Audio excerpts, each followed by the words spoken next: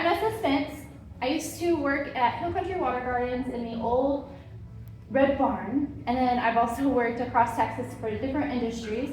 I currently work for Microlife as a sales rep, educator, and horticulturist and conservationist. I co-own a company called Ripples and Roots Wildscapes, where we build terrestrial and aquatic native habitats and also do some interior scaping as well. Then I'm on the board for TNLA Region 8, and I do lots of volunteering across Texas, and I teach and guest lecture at universities and schools and garden programs. So today we're learning how to catch rain and save that in our land. It's not all about rain barrels, it's more than that. We're gonna learn to work with the contours of the land. Now, anybody here currently use rain barrels or any type of rain catchment network? Awesome. What do you guys use? What is your? I have the IBC tote, and also have the just regular 55 gallon of rain barrel. Perfect, very good. What do you guys use? Rain barrel. Rain barrel? What do you use? One rain barrel. Rain barrels, okay. Do you have any type of filtration system, anything to move the water? You just catch it and then use it? Just catch it, use it. Okay, that's pretty easy. Very good. So we're gonna work native ecology and using your resources into this rainwater catchment class. Big thing. What are we seeing here more and more often? Anybody notice anything with their yards, with their neighbors' yards, anything with the streets, anything with the waterways, the systems, what's happening in them? Water.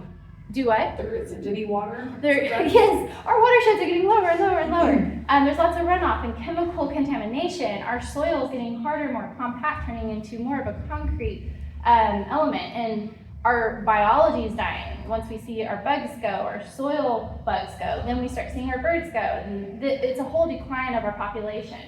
So when we're looking at our soil, yes, we have hard caliche soil, it's limestone. And then if you live further east, east of 35 or just west of it, you're gonna have some blacklead prairie. There's a mixture of things. We don't have bad soil. Caliche can be porous. You build up the biomass in that. But knowing your region, knowing where you're at, how to handle that, we can make it more porous so that we can capture more water in the soil.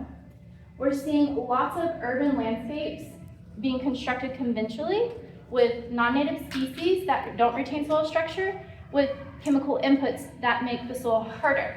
The more salt synthetic inputs you have, the more issues you're gonna have, because that kills off your soil biology. I'm gonna talk about biology a lot because that is the basis of life. And then we're gonna see lots of irrigation being done incorrectly, either too much or too little or for too long, depending upon the landscapes. You can't set your irrigation off for a native habitat or a native ecological system once a week after it's been established for 3 years. It's gonna rot.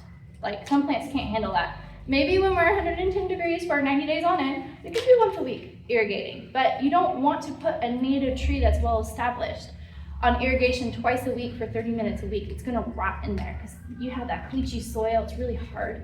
It's gonna hold all that water like a bowl. Let's see. Okay, so next we're going to talk about doing the native ecosystems, evolving and capture the water. You kind of got that because I keep talking about it. The more we use native plants, the better soil quality and water retention we have. We want to play a game. Don't let the water run off your yard into your street. Don't let the water run off your property into the holding pond. Try to capture that water where it is so it can recharge the land. We're not saying that we don't want our water to fill up our waterways. It will get there. It'll get there through our groundwater and our aquifers to our holding ponds. The whole point is to let it sink into the soil so it doesn't run off into the street and then evaporate. Any questions so far? Okay, so before I move on, what kind of gardeners is everybody? Raise your hand if you're a lawn dad or mom. You're more concerned with lawns. It's okay, I won't throw anything at you. Who is a hobby organic vegetable gardener? Very good. Who does native habitats and xeriscapes? Who does English gardens? What kind of gardener are you? Beginner. Beginner, okay. Beginner in Central Texas. Woo, that's right. That's a great way. If you can begin to garden here, you can garden anywhere in the world because you're gonna have all these ecosystems checked out. It used to be very green and lush here. It's getting more xeric and xeric day by day because of the heat island effect. All the construction we have concrete going in, all the rocks going in because people are xeriscaping. That's completely incorrect. You don't use rocks as mulch. That cooks the soil, doesn't retain any organic biomass, and spreads more disease when the water splashes down and up onto the plants. So the heat island effect is making this more arid, more dry here. I'm from West Texas, New Mexico, but I grew up in Houston. My family is they're desert bunnies.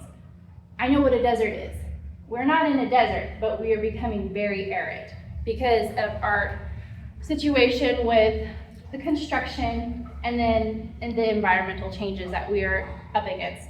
So turf grass monocultures are going to compact soil. They reduce biology. Their roots, turf grasses are not from here. Their roots are not built to penetrate the soil. They can maybe, depending on where you are, they maybe can get this long or they can get this long. Sometimes they can get like 6 inches, but on caliche soil, that's not a thing. When you have a species that is growing in a region that it's not from, you're gonna have more stress, more disease, because it's having to fight harder to grow. When you have species that are from the East Coast or even over in Europe and Asia, they're gonna struggle on our soil. You have to take in consideration your soil feeds your plants. What is native in that soil is gonna help whatever plant or destroy that plant that's growing. Grubs. Who is frustrated with grubs? Anyone know grubs' jobs? They cycle nutrients in the soil, they build soil. It's completely normal to have grubs in your soil. We have all types of beetles. They're great. You dig a hole, you find like 5 grubs. That's fine.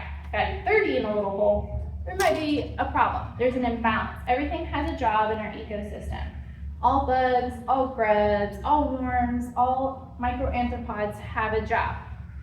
So when you have your turf grass and you're getting some chinch bugs or anything that starts to eat the roots, they're just doing their job.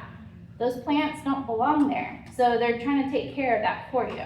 But when you have a mass amount of turf grass, it does nothing for your soil. There's more erosion. You have to replace that turf more often. Use your native prairie grasses. There's some really great mixes from Native American seed. Anyone used them before? Native American seed? Okay, so the thunder turf is really wonderful. You don't have to mow it.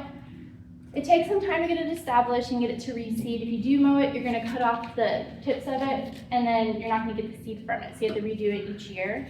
But there are really great options that don't require water or fertilization. So when you have heavy irrigation, we're wasting water. What are we in right now? Stage 3? Anyone know? I can't remember. I know that the Edwards Aquifer south of us is about stage 4, stage 5. Most alarming it has ever been. Even back when they had stage 5 drought, like, I don't know if this was in the 50s or 60s, they didn't have any restrictions on well water. We have restrictions on well water now, but we have more people here and it's worse than then. So keep that in mind. We have all these people moving here. We have all these jobs opening up. People are using more water. Homes are being built without adequate access to water. So when you're planting, we want to have more greenery, but we want to plant stuff that can handle the drought and not be babied. We can't baby anything anymore because water is so incredibly precious. When we have monocultures, we have poor biodiversity. Anyone familiar with biodiversity, the term?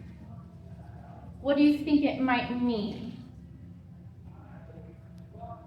How many types of different plants? Multiple different types of cultivars and species and colors and textures, ground covers, mounding flowers, mounding grasses, tall, shrubbery, different types of blooms like flat and tubular that feed all types of different insects and birds. When you have biodiversity, you're supporting life all year round and you're keeping it cooler all year round. And it's very good for us visually. It helps us mentally. You don't have to do a crazy wildscape like me and be just all over the place. You can still make it look very clean cut and aesthetically pleasing to your style. But the more you have, the better. Because when we're using native endemic species, most of the time, it's not going to be evergreen. You want to have blooms at different times of the year. Monocultures completely kill the type of life that you could possibly have. Oh, and grass is really hot. Anyone ever seen a heat map of grass? No? When you see a heat map of grass compared to a garden that's full grown out there, kind of like that, the grass is much hotter because we have this much grass on top of the ground. It's cooking. The roots are deep, and so the caliche soil is very hot. You go out there, your grass, I know, we're changing the laws for HOAs. The grass in the summer should be at least 6 inches to keep it cool. Try that out this year. See the difference. If you can keep it 6 inches, it's going to make a world of difference for you in your front or backyard. Water runs off instead of soaking in whenever we plant the wrong things because the soil is not porous. The traditional maintenance, you have higher cost, higher inputs, more waste. You're going to put in more synthetic chemicals. When you put in more synthetic chemicals, you're going to have more pests, disease, weeds, the undesirables, and then you're going to have more fungal issues. So anyone heard of the golden goose? Hi there, welcome. Sorry, you started. No, I'm so late. I'm sorry. You're totally good. Come on in. The golden goose. So using synthetic chemical fertilizer, which is salt-based, it's going to go into your plants like a drug. Instead of feeding the soil, because those salt synthetic chemicals kill your biology in the soil, goes into the plant, crystallizes, and expands, makes the plant look like it's healthy and strong.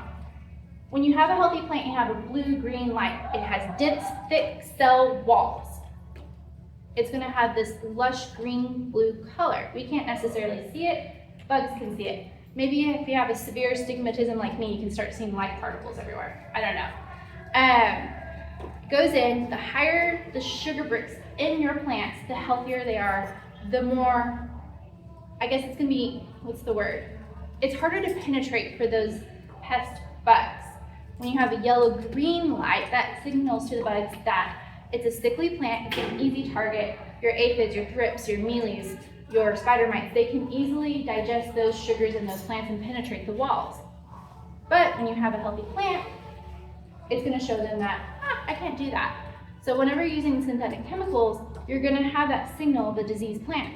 When you use the synthetic chemicals, and you're going to have to use your pesticides because you're going to get bugs. Use your pesticides, you're going to kill your soil biology, and then you're going to kill everything else around it. Then you're going to get fungal diseases because pests bring disease.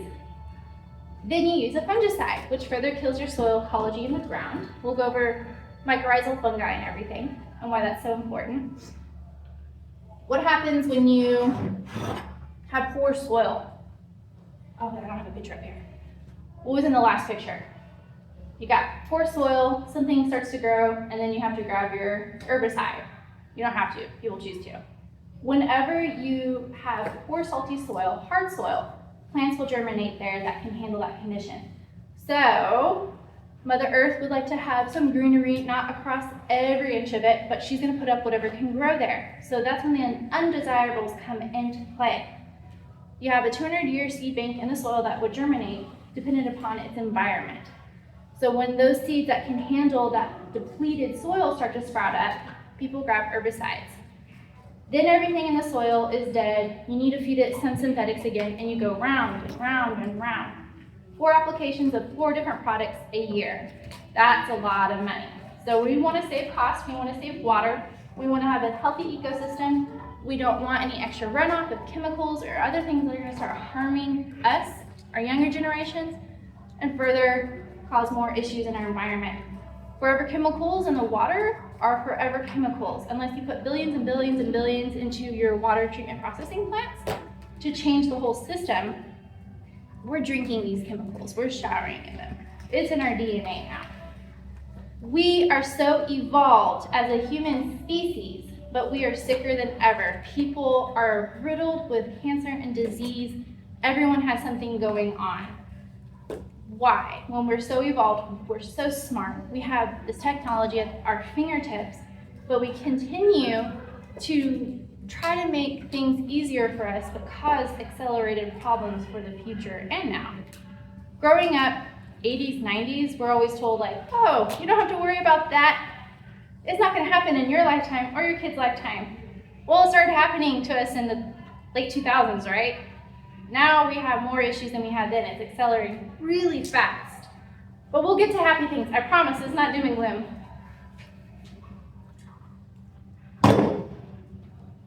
Okay. Let's see here. Sponge, okay. As you can see right here, we have some natural sloping and a waterway running through here. We have a shade garden with all types of palms and ground cover. A root structure system right here to show you what's happening under the soil. Who here does shade gardening, or who has, well, raise your hand if you have more shade. More shade. Everyone else has like a lot of sun. Blazing, cooking sun. All day sun. 1 to 6 hours of sun. All right, that's great. We're gonna be able to help you too. You have it a little bit easier. Well, there's lots of really great shade options with native plants. And then there's lots of really great ways to create a nice rain garden, gardens and swells that'll capture that water. So when we're trying to capture water in our yard, we're gonna think of it like a living ecosystem. We want deep-rooted plants. The plants that evolved here can handle the soil here. New construction brings in soil, so that's not necessarily native, but the more we build up that biomass, there's a lot of sand, lots of clay in that builder's dirt that we're getting. We need to open that up, break it up, add in organic matter so that we can make really nice soil aggregation. Your goal, not necessarily with caliche, it's not gonna look like chocolate cake, but you want it to kind of clump together, not crumble completely, but kind of like a almost Play-Doh-y consistency that crumbles a little bit, not completely kinetic sand, something in between that. I wish I would have brought so we can dig soil out there and I can show you. But you want it to have some root structure, some leaves. You want to have roly-polies. You want to see centipedes in there. The more organic biomass matter that you can leave on top of your soil, leaves from the winter and fall, mulch decomposing, your debris from your plants you cut off. I do not remove my clippings from my yard. I chop and drop, let it decompose into the soil, but I also use microlife that helps decompose that. Your arthropods will start to decompose that for you. Now, if you have a diseased plant, like a rose or something that's prone to disease, these knockout roses or cultivars are not prone here. They're riddled with disease. Do not leave any of those clippings on the ground. It'll spread everywhere. And you don't want that to go to your neighbor or your beloved antique rose that's maybe 20 yards away from that bush, because the disease is spread by a little mite. It's a bug. The bug gets on you, you transfer, you walk over, and then you touch your other rose bush, or a squirrel runs past it, gets on there. That's how it spreads. If you've seen the roses on the clock tower, anyone notice those? They all have rose rosette. And everyone on that, was it a Discovery? They all have rose rosette just about on their bushes. So we want diverse plant communities. I'm drilling this in your brain over and over, so when you leave, you can teach this class to all your friends. You want the most diverse plant communities that you can have that are native.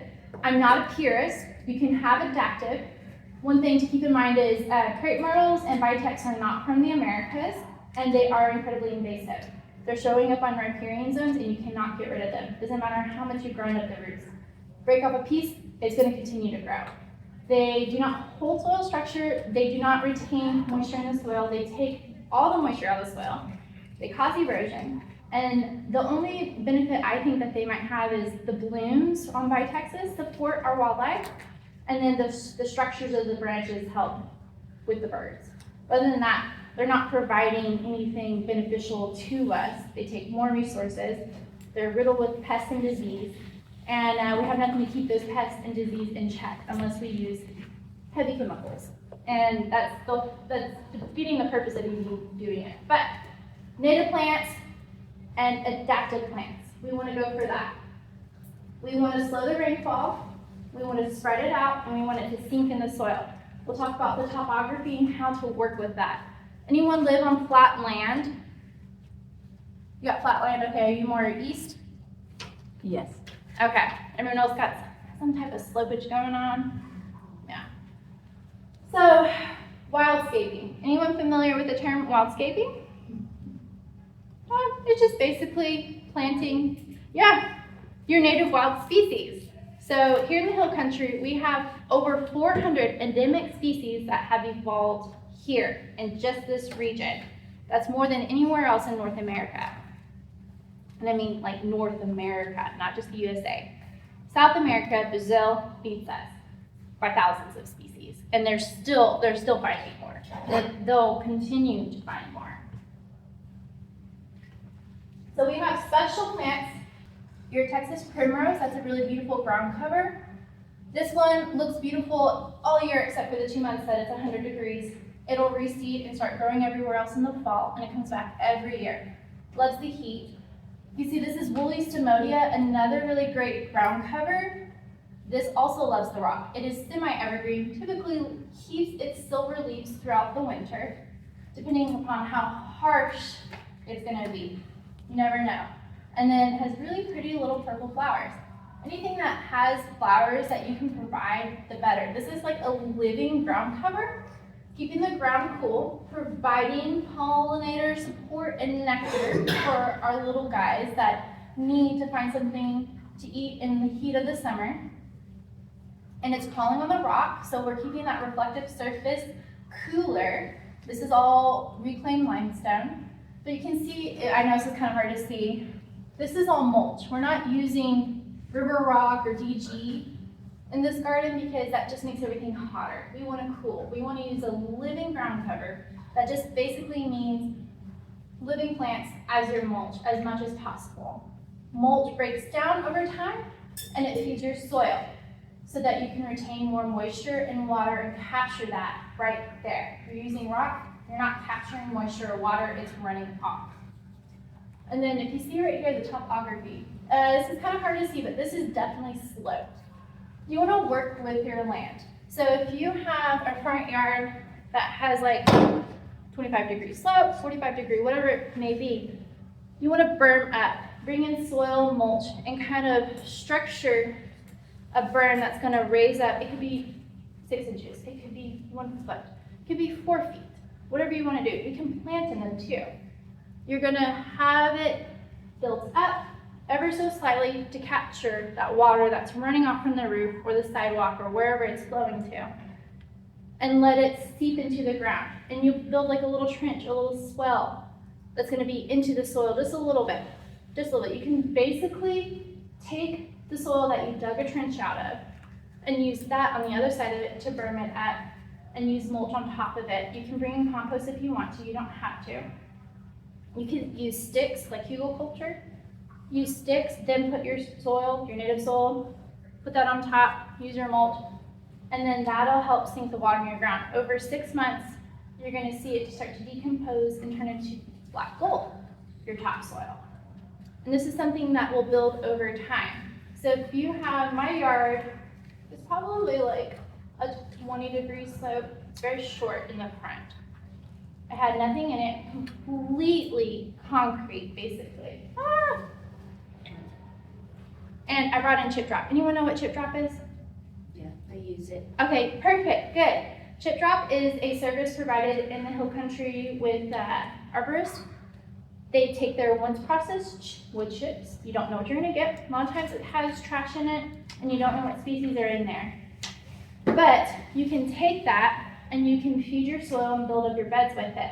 I use microlife so it decomposes any contaminants that might be in there, like chemicals, glyphosate, synthetic salts and fertilizers, so that I don't have to worry about that contamination getting into my yard. Something called Bacillus megaterium, and our products that helps deteriorate glyphosate, which is Roundup, and then there's some trichoderma species, which are fungi that consume salts and chemicals. So I don't worry about any contamination. I wish you guys could see that better. Can you see it? That's fine. What was the name of this one in the bottom? Woolly stomodia right here.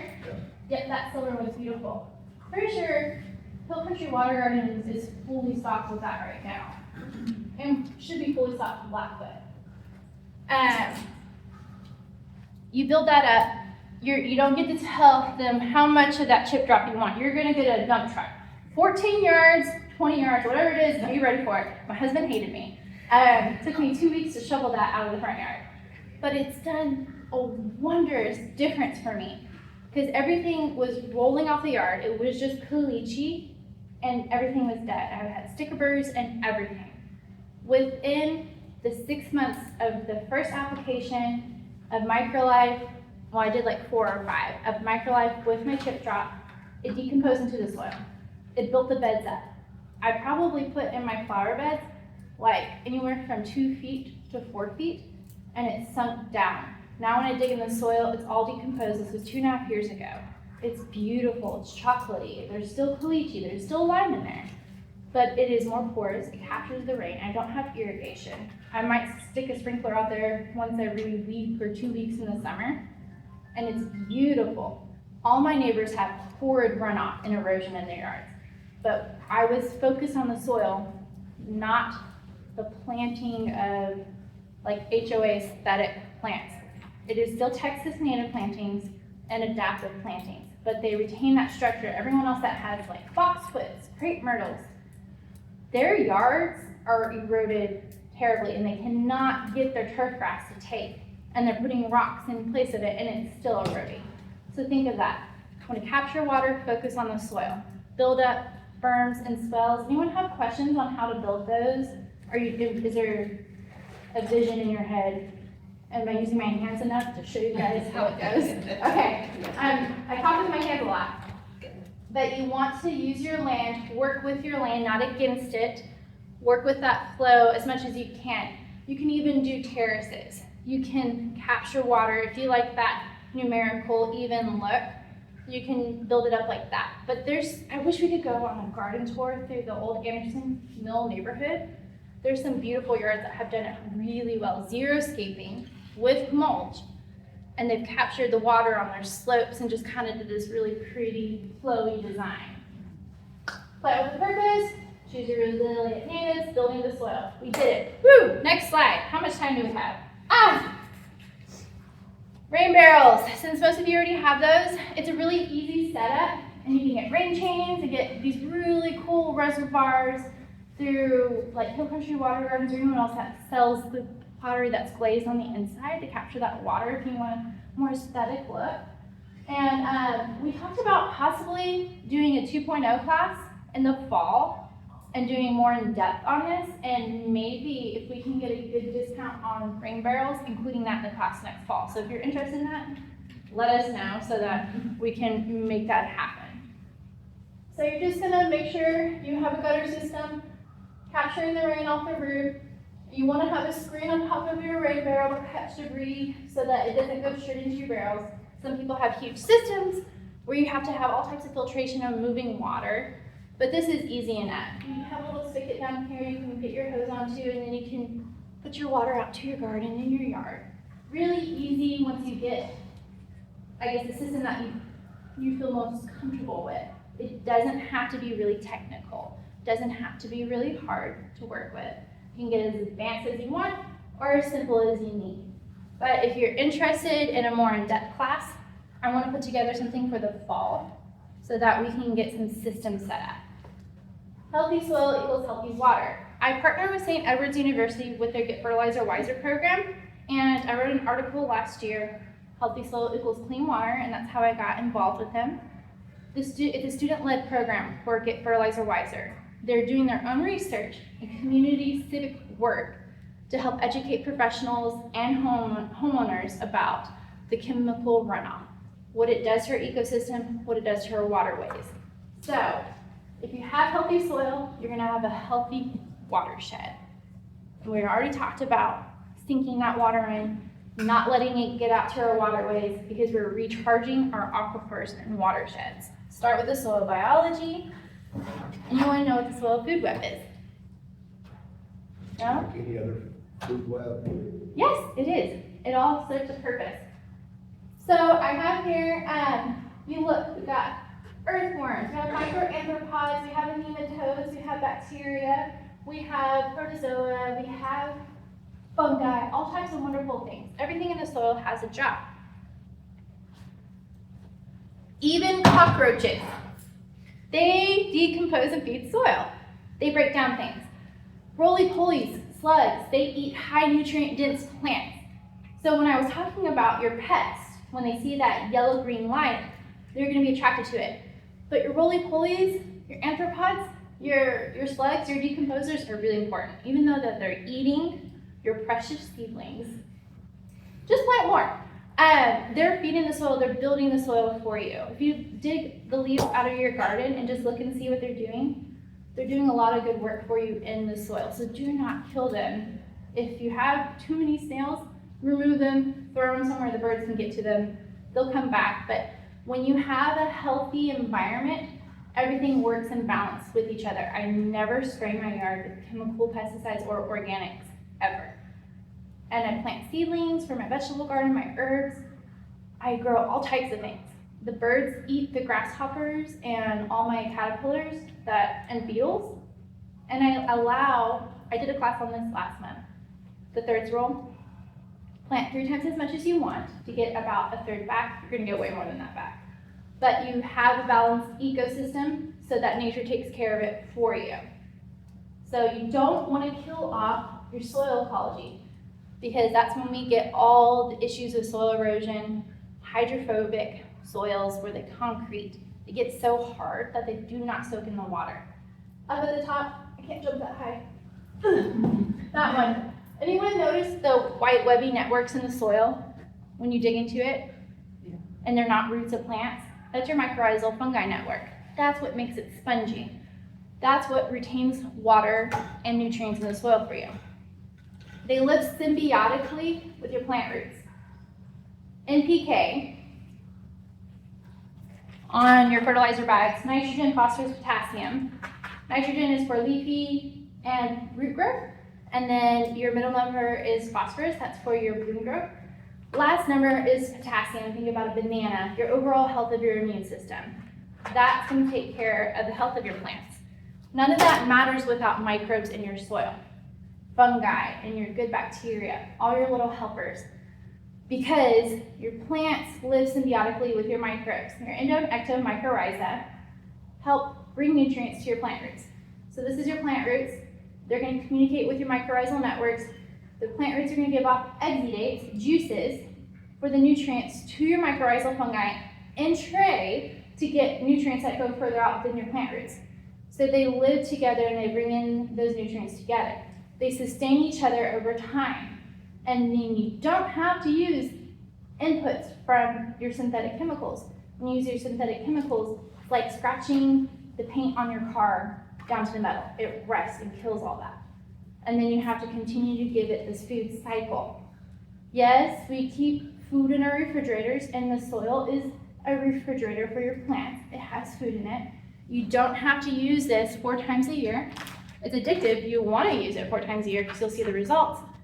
But it builds up your soil ecology so that over time it sustains itself. You do want to feed when you water so much. You do want to feed when we go through a drought. You do want to feed when we go through harsh weather conditions. But you don't have to rely on it. You want to build up this healthy network underground so that you don't have to put in any more work than you have to. You don't have to aerate with microlife because it has humates in it. The oldest, most carbon-packed compost in the world that you can possibly get, it sinks down into the soil for you. So you don't have to worry about penetrating the soil with your tools or your hands. Everything in here has a job, and it's super crucial to every ecosystem on Earth. Microlife has microbes in it straight from the mother. They are not spores. They will feed your native microbes no matter where you are in the world. And it'll help bring that soil porosity up so that we can get nice penetration of the water in. And I just put the animals in here because we have very important animals that are going extinct because our ever-changing environment, because of the way we practice horticulture and construction and agriculture. So we want to be conscientious of this. We're seeing a decline in our species because there's a decline in our soil quality. It all starts in the soil. The soil is life, water is life. We start taking away that life, and then we start losing everything around us. Is that gopher? That's a groundhog. Oh, Yay! They're important. They create aeration in the soil for us and do lots of work underground. so they do dig us through the Mm-hmm. ground. Yeah. So we already talked about the mulching and composting, doing biological inputs. You can see here, those will decompose over time into the ground. And then your mulch is gonna help you capture water, retain heat in the winter, moisture in the winter, retain coolness and moisture in the summer, and it'll decompose and turn into topsoil over time. If you wanna capture water, mulch at least spring and fall, or spring and right before it freezes in the winter. Whenever it is, that's gonna help build your soil so you can retain more water. And I just have the microlife there to put that advertising in so you guys understand. This is a microlife show. But the microbes in microlife, I'll go over again, they will help with building your native microbes in your soil, and then they will help decompose those organic matters in your soil, and then they'll feed your plants. It builds that up for you. If you do a chip drop, I put on, I don't have it. I did do the 624 one time. So it went from being this tall to down to here in 2 months, and then by 4 months it was down here, and then by 6 months I had it maybe shin height. So it'll decompose that for you over time. How much do you put it there? Like, I just throw it out like I'm feeding chickens, basically. I mean, there's 40-pound bags, and there's also the shakers you can get that are 7 pounds. Yeah. But it didn't take much. And then I did it in the hottest time of year, so it cooked really fast because it was in August. And you just kind of spray it with some water every few days, and it'll start decomposing really quickly. In the winter, it takes more time. Maybe not in our winter because it's 80 and 90 sometimes. So just keep that in mind. The hotter it is, the more it will decompose for you. All right. Oh, design with the land. We already kind of said that. I should have probably told you guys I'm very ADHD and I get off track. So kind of already went over that. The slopes of your property. You see this here? Grass roots. Oh, I had this really great visual I should have brought. When you use native grass roots, we talked about your turf grasses. They only get like maybe 2 inches to 6 inches. Your native roots from your native grasses can get even in caliche soil, 15 to 30 feet long. That's penetrating the soil, it's spreading out, covering a large area, retaining moisture. Also, they don't need much help from us. I mean, how much are you maintaining your lawn all year? Quite often. So we're seeing the slope up here. If you have a chance to go out to Lady Bird Lake and go on the Trail Conservancy's area where their trail is, you'll see they have this huge, like 65-degree slope, maybe even steeper, of all these beautiful native grasses, and it has fall aster and all these beautiful sages and salvias.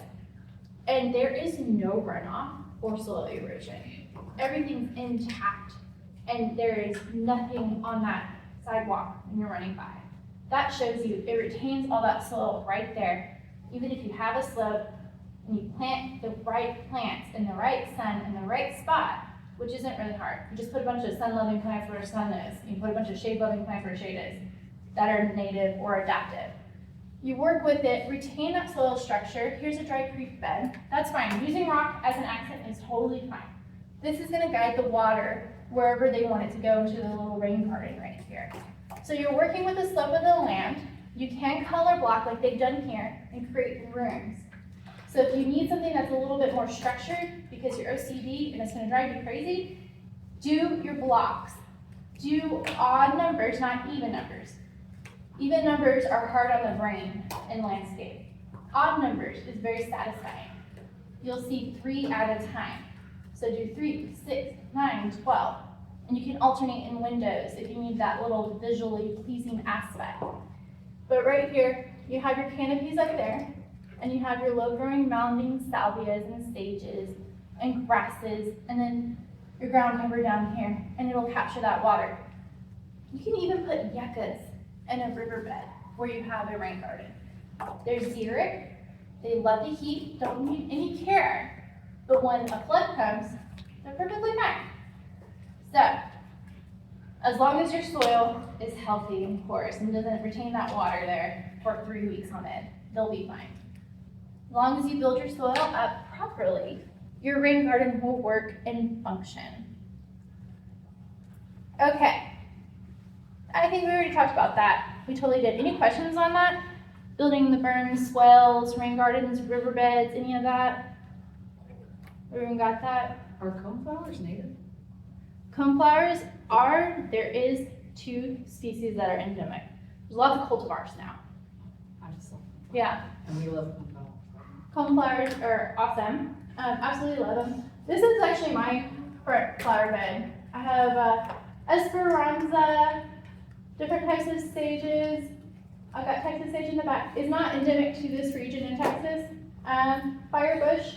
That bed probably had 6 feet of mulch in it 2.5 years ago. And you can see it's growing beautifully. Actually, that's the easiest bed I have. I don't have to do anything to it, and it grows awesome. But when we're talking about cultivars, that's man-made renditions of our plants. So they kind of cloned a little But they bit. do well here, right? Oh yeah, we have native coneflowers in this region. But a lot of the different ones that you find in the store are cultivars. There's nothing wrong with it at all. It's just man doing God's work. Okay, so we got that covered. Know your land. So we're talking about know your region. We're in the Edwards Plateau. We have lots of caliche. We have some clay east of here. And then anyone have questions on how to treat your land that you're currently on? Any issues that you have that you're running up against? Huh?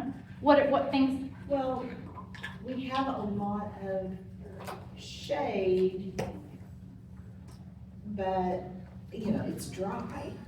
Yeah. And plants that I'm finding are like shade, they want lots of water. I'm not finding, where am I finding good plants? What are the plants? First, what are the plants you're planting and where are you buying them? Well, everything dies. So. But you know what they are? 'Cause What's the last thing? Right now, I've been successful with rock rose. It's Rock my rose is most- native. Okay, most recently, but we inherited the landscape that came with the house, Mhm. and I really haven't done a whole lot with it because it's staying, but like, Do you mulch? we do the mulch, but it gets like compacted, and Need then, microlight. I guess I need to microlight, but yeah, but yeah, even like just trying to leave the leaves out, Mhm. there's so many, you know, they just like form a A sheet, sheet, yeah. and then they don't let, the stuff, the grass underneath it dies, and the water doesn't go through. Oh, you definitely have to, after winter, you have to pull, okay, so one thing, when you're mulching for the winter freeze, you'll mound up around your plants to insulate them and keep them really warm, but then you have to pull all that back. As soon as it warms up again, you pull your leaves, you pull your mulch back so that they can breathe. They will suffocate anything like you don't want to grow, like weeds and grasses, but the things you want to grow, you have to pull that a little bit further back. Otherwise, they're not going to reach the light. Do you use black mulch or hardwood mulch, cedar mulch? We've gone through several, I think most recently we used a black mulch. That's why, that's a synthetically painted mulch that does not decompose over time. It has black paint on it, so it's not feeding the soil, it's turning into concrete mat. And then that explains why your microbes aren't decomposing it and your leaves are turning into a mat. And if you used any like thing, like Miracle Grow, Nitrophos, Weed and Feed, anything like that, they killed your soil biology and they're not decomposing any of that organic matter. So that could be a huge reason why things are not successful and your soil is so hard and hot in the shade. Yeah. So black mulch does not decompose like it's supposed to, does not turn into black gold topsoil, hardens the soil, and it makes it hydrophobic. Okay, So so, what kind of mulch we should buy? Hardwood, Oh, cedar, you can use pine needles, something that will decompose. Nothing that's been treated, no red, painted mulch, no rubber. Yes, I've seen, pecan shells. That's yeah, you can use that. Is that good? You can definitely use that. So, yes. so my question with this microlife, can we just do that any time of year? Or Yes. does it need to be specific? Okay. Nope, you'll never hurt or burn anything. You can do it 365, whether it is 120 degrees or negative 40 degrees. It'll always be viable. You'll never hurt your plants ever. I planted a 15-gallon redbud tree straight into a 40 gallon bag of acidifier, this red one, in the ground to see if it would kill it. Did not. It's living, it's beautiful, it's doing wonderfully. You can eat this, and I'll eat it in front of you. This is basically food grade. Everything's always listed. On here, we'll never hide it. It's basically the ways that traditional indigenous people all across the world have been doing agriculture and gardening for thousands of years. This is safe for your ecosystem, it's safe for you, does not taste great, I don't recommend it, but I will show you. It tastes terrible. You've obviously done that a lot, because I've he's done like, it. why are you doing this? I'm doing it. I saw you did that. Oh my god. No, oh man. But it feeds your local biology, the microbes within microlife. Oh!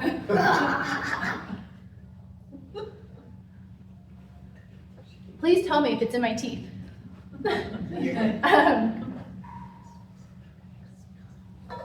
The microbes that are within microlife are some of the same ones that we share with the soil safely. We have trillions in us and on us, and there's millions in the soil. So what's in there is safe for us. If you have animals, you can put it within their feed if they don't free graze. And you'll see that other animals try to dig and get it. They're not going to get all of it out of the soil, but you definitely don't want to eat a whole bag of it. Not because it tastes terrible, but also because it'll expand in your stomach.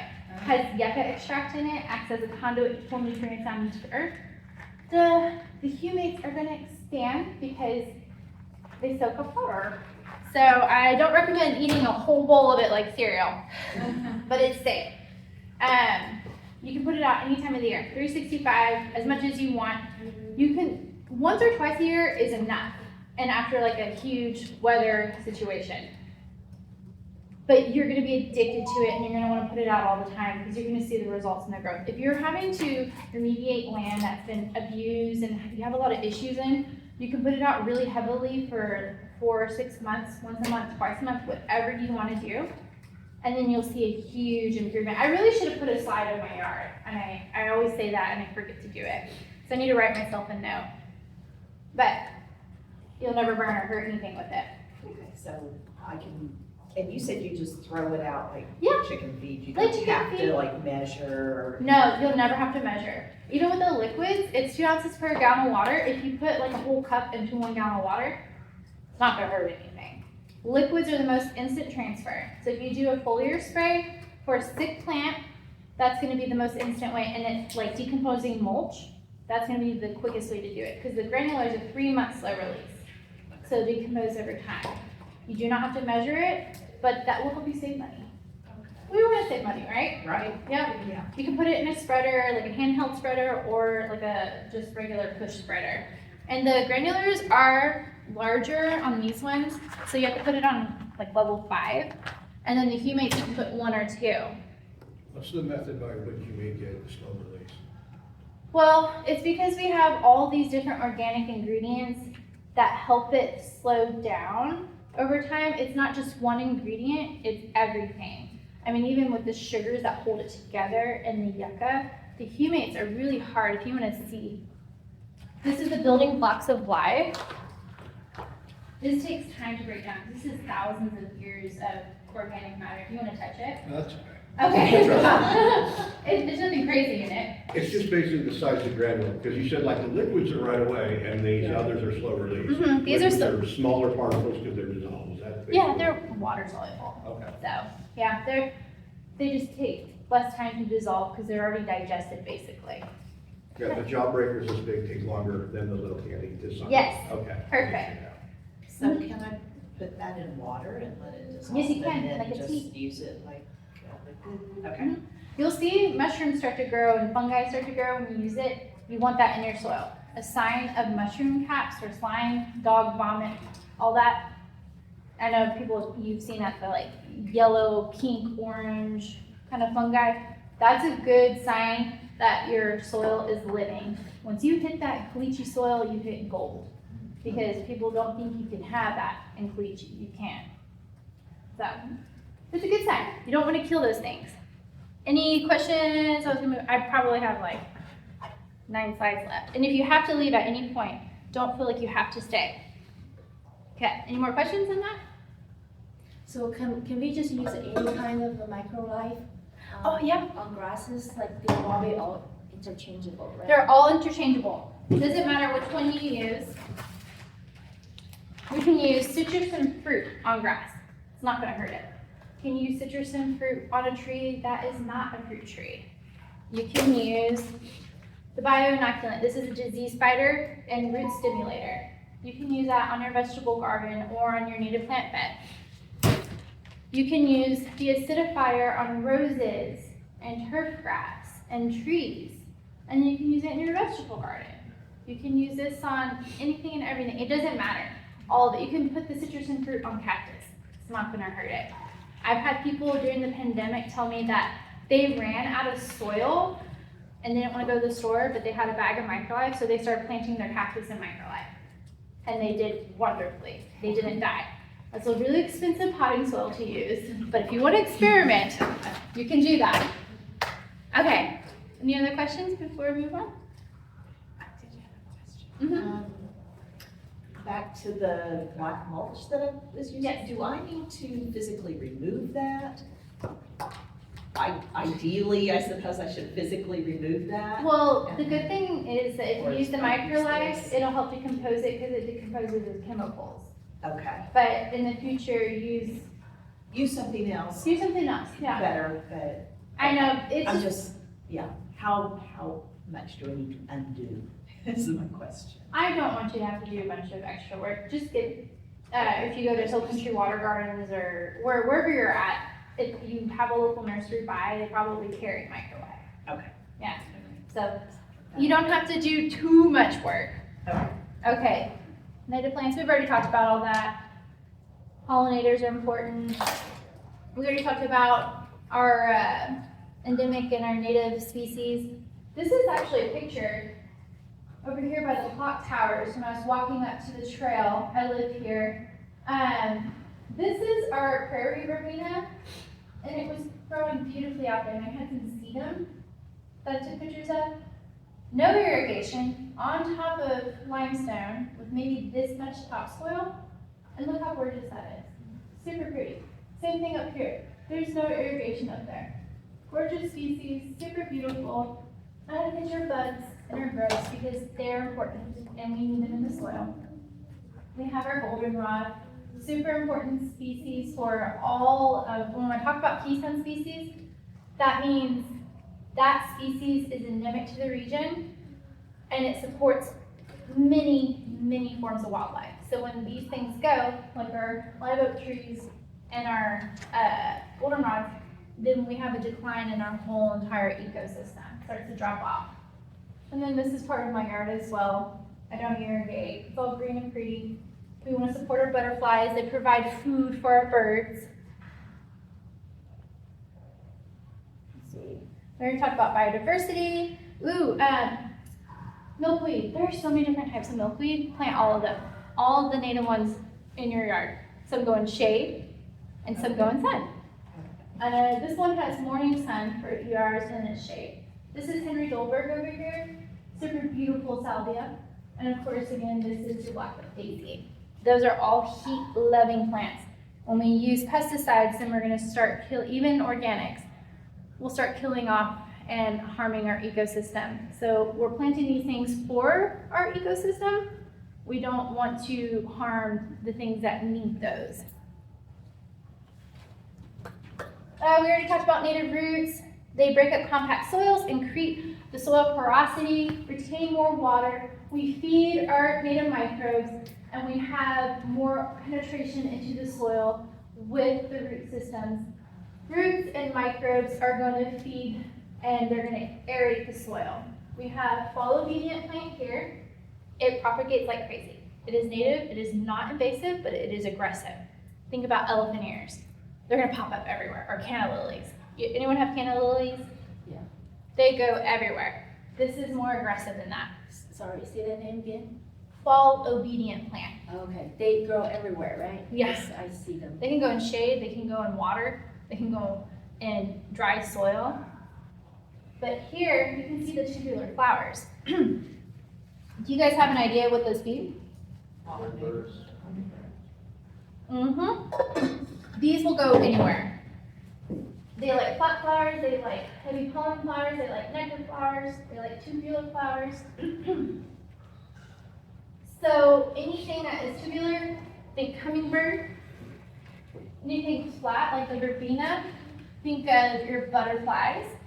And then heavy pollen, think of your bees. But your bees will literally go to any flower ever. They love everything.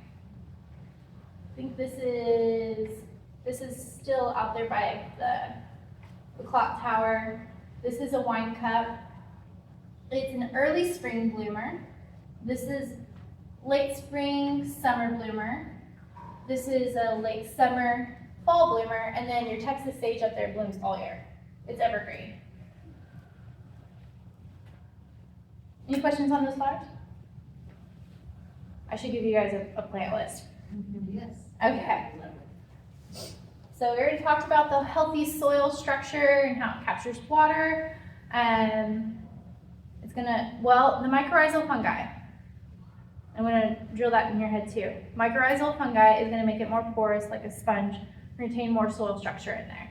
So whether you live in the desert, you live here, you live in the east side of Texas, the south side of Texas, the more root structure mycorrhizal networks you have, the better. We'll reduce runoff, we'll reduce erosion, we'll capture that water, and we'll store it in the soil. Okay, should be like one of the last slides.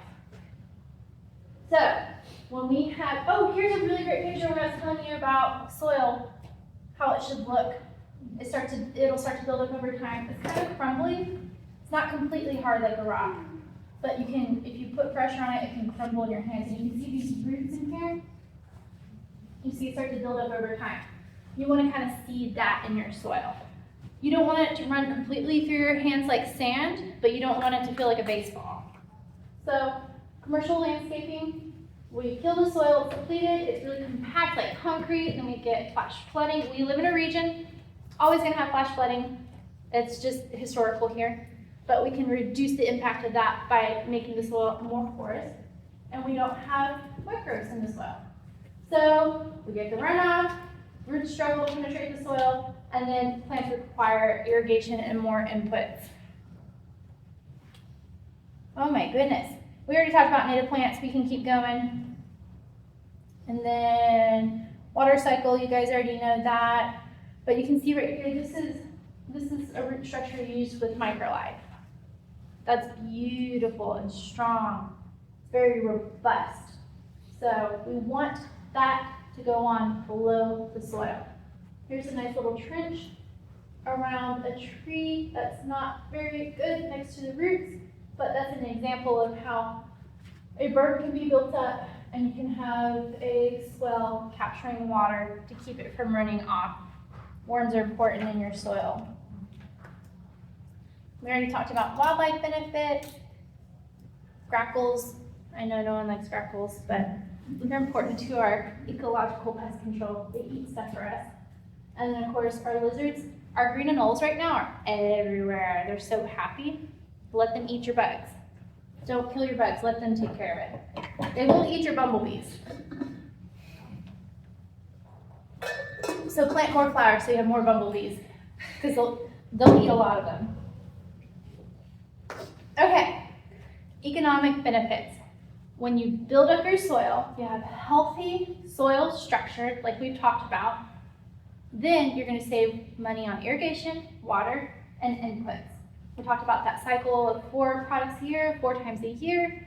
It's just depleting you. You're having to do more work. We don't want to do that 8 months out of the year because we're sweaty and we're hot. We just want to enjoy our gardens and our lives, not to have to do extra work, right? So you build up your soil health. Over time, you'll water less. I'll tell you, if you do everything like I'm talking about, in 6 months, you're going to see a huge difference. 3 months, you're going to see a big difference. So we're going to save time, water, money, and enjoy life. Less chemical inputs, more green biodiversity, as much plant life as you can get, cooler areas, healthier environment. We're good. Any questions on that? Yeah. Did we drill in biodiversity enough? Are you gonna start saying that in your everyday conversation now? I think you should. You should just start bringing that up. Okay. Start small. Don't get overwhelmed. You don't need to do every inch of your yard right away. It's a lot of work. Start in one section and build as you go. You don't want to overwhelm yourself and start to panic and get anxiety, because then that's all you're going to think about while you're sleeping as well. You're just going to be thinking about doing this. Start with one section that needs it the most. Any area in your yard that's going to get the most heat in the summer, start with that now so that you can get it ready for the summertime. And then start moving to different sections of your yard. And you'll see it to build little by little. I did mine over 2.5 years. I think the first year I went way crazy and hard, but I'm obsessive and this is what I do for a living, so I had to do it so that I could tell everyone it works. So, little sections at a time. And then if anyone needs help coaching, I'll give you my business card and we can help work you through that process. Cone flowers again, and this is the rock rose that can grow sun or shade. So, that's a really good option for multiple areas. If you need to have the same colors on both sides of your house or yard, and one side is shady and one side sunny, you can use rock rose. You can use all types of sages and salvias. You can use yuccas. Lots of yuccas can grow in the shade. You can still get that. And then horse herb. Anyone have horse herb in their yard? It's a native ground cover. Very resilient. Goes dormant after a freeze, but germinates really quickly once the soil temperatures go up. Mine germinated like 2 weeks after the first freeze, and then it kind of went back a little bit, and then it's starting to come back with a vengeance right now. How big is that kid? Like how tall is that? Depends on how much you let it grow and how much microlight you use. So, hello. It can be cut like grass. I keep mine at 6 to 8 inches. Keeps my ground really cool. Obviously has the flowers for our pollinator support. Very walkable. I have dogs. My son and I are always outside. You're not gonna have a huge trail running through it. Like I stomp through it. The grass that's in the yard, that has a foot trail going through it. But my horse herb is perfectly fine. Can grow in sun or shade. Likes more shade and 100 degrees in the afternoon than sun. But yes, we do. We all do. So that's a really good ground cover option. You don't have to buy it. You really don't have to buy it. You could buy seeds. If you can get your hands on seeds instead of little plugs, that will grow faster for you than buying like $100 worth of like a tray of 18. Everything's expensive now because of trucking and resources. So keep that in mind. Do support local as much as you can. Whether it's $50 here, $200 there, that helps keep them in business because box stores are not going to supply you with species that are beneficial to your yard. HEB's been doing really well. I think they've partnered with Tree Folks and Native Texas and some other people in the region. So when you see Native Texas plants, you know they've been grown here in our region. That's the brand, Native Texas. And then the other stores aren't going to carry plants like that unless they're independent nurseries. So support local as much as you can. That one's horse herb. Mm-hmm. I just, Oh, okay. I Google English too. Yes, When we go to my yard to see it, I can see it, because if I do. Yeah. Oh, you'll see them. I think I had better pictures. There might be some out there. When we close up, we can go take a look out there and I can show you some things. Rain garden, converting turf into native. You can, okay, if you have to have grass, this is what I've done. Each year, expand my bed like 1 or 2 feet further out. And I have it kind of meandering so that it just doesn't look like this harsh line moving up front. But you can create rooms, little sections and pockets so that you still have the 40% green. And lots of HOAs say green cover. They don't specify if it has to be a certain grass. So it can be horse herb. It can be like the ponyfoot, the native green one. It could probably be woolly stomodia, that one that you liked, the silvery one with the purple flowers. So there's ways around it.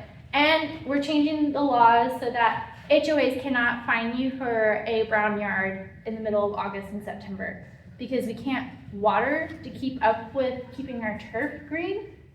And then we get either fined by the city if we use too much water or we get fined by HOAs. the HOAs cannot find us anymore. So that's a win for us. Okay. Do you happen to know the law that says they can't find anyone? I don't, I'll have to pull it up. I'm Okay. working with Austin Water to help with the rebate program. So I'll give everyone a business card, but email me Cool. and then you can shove it in their face. There you go. I think I saw that in the community impact Oh, okay. at one point, so you might be able to go to their website, Okay. It's really important. the newspaper, you know what I mean? Yeah. Yeah. absolutely. Yes, okay. I think this is the last slide. This is last summer in August, after my whole yard was just concrete in 2023, August 2023. You can see I have forest herb. This is all forest herb ground cover here. I've got all types of salvias, rock rose, esperanzas, firebush. I have Henry Dolberg, mystic spires. This right here is fall aster. That'll bloom in the fall. But it's as much plant life as I can possibly get, and it expands and grows and fills in, and I have no runoff. And everything starts to support itself over time. This year, it's probably going to be double the size and height. The first year, it sleeps when you plant something. It doesn't grow to its full maturity most of the time, unless you have a desert bubble willow that grows like 15 feet in 1 year. They get really big. The second year, it creeps. This is my second year with this, and then third year, it leaves. So your full potential of your vision, you have to be patient, unless you just buy full mature plants all at once. It's gonna take about 3 years for your vision to come to play. So keep that in mind. So that's even with the soil building. Soil building happens a little bit faster because it's hot, but your plant life is gonna take a little extra time. So when we're capturing rain, we are making a wildscape. We're not just thinking about saving water. We're building soil, we're returning nutrients and habitats to wildlife, and we're creating a landscape that thrives, that we don't have to put extra inputs into, that we don't have to work extra hard for. That's what we want. Easy peasy lemon squeezy. And then all my contact info is here. I think those are some Instagrams and maybe a website. Ripples and Roots Wildscapes, that's my company that I co-own with my business partner. And then this is my microlife email here. This is my business line. You guys can email me. You can follow Instagram, message me. If you want microlife, do the Sam Jack Supply one. If you want coaching, do the Ripples and Roots Wildscapes. I live locally and I travel across Texas and I teach and lecture all over the place. But I'm trying to do more here so that I can be closer to my son instead of traveling all the time. So I'm gonna be teaching here once a month all year. And if you have any questions, feel free to contact me. And thank you guys for coming. If you have questions, I'll hang out for a little bit. If anyone wants to go outside and look at the garden that Mark did, we can go look at plants so you can get ideas going. Yeah. You're welcome. Any questions? Yeah. Yeah, I bought some Spanish lavender from HEB. Mm-hmm. So I try to figure out where to plant or how to pair this one. Yeah, it is so hard. So Washington State, up in the Sun Belt, is the exact same region as us. And they can grow lavender like crazy, but it's very dry there. But for whatever reason, I think it's because it's cooler in the afternoons. That's why they can grow lavender so well. Even though it's a xeric plant, it struggles a lot in Central Texas. And so we're still trying to figure out what that issue is, whether you put it in 6 hours sun or 8 hours of sun. We can never really quite figure it out. You don't want to overwater it. You don't want to over-fertilize it. Okay. It's very finicky. So I think if you can give it at least 6 hours of morning sun and a little bit of afternoon sun, and don't get water on top of the leaves, but water through the soil, maybe once a week, it will survive better. So it's very finicky. Once you get it established though, you're good. Oh, okay. Yeah, that's the trick. Get it established. Okay. Doesn't like the shade. But they all die, so. Oh, really? There's So so good luck with it. I don't have Maybe any it- luck with lavender. Can play just like indoor plant or? no, it has to be I outside. don't like indoor either. It likes the heat. Likes the heat. But it. Like cold nights or something. Yeah, that's another thing, because in Washington State, it gets to like 40, 50.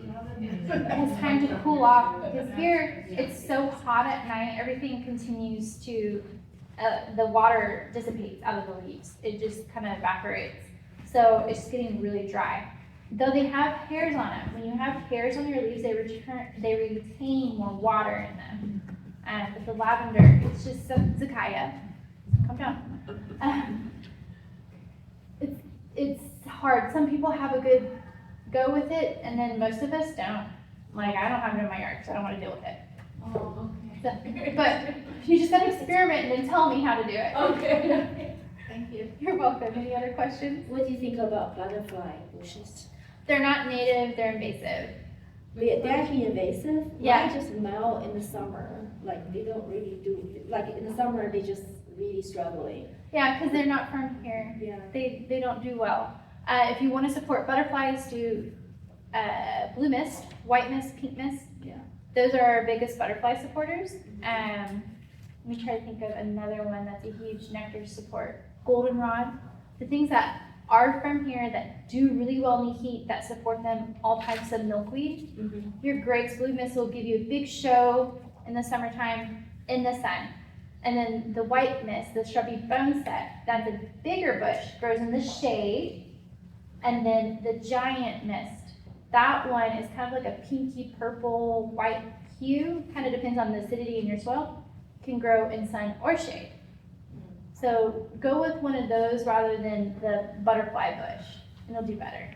Yes. I live in a new build community, and I've started noticing, I'm in the third year, and I started noticing more bluebonnets on my lawn. Good. I want more, what do I do? You want more, so it takes time. They like a really harsh, cold winter, Okay. and they need that ice, that water in the winter to help them germinate. Okay. So you can spread seed, when you're doing wildflower seed in Texas, you do it in the fall, in October time. Because then they need that winter to be underground and get used to the environment and start to germinate in the soil, because you'll start seeing bluebonnets growing in January. You'll see the leaves growing. Okay. So continue to allow them to, you'll have to wait to put out seed until October, but continue to allow them to spread. The fact that you have them, and it's very hard for most people who intentionally do it, they have a rough go at it. Okay. But just allow them to spread and then put out more seeds in October. In October. And they only come every other year.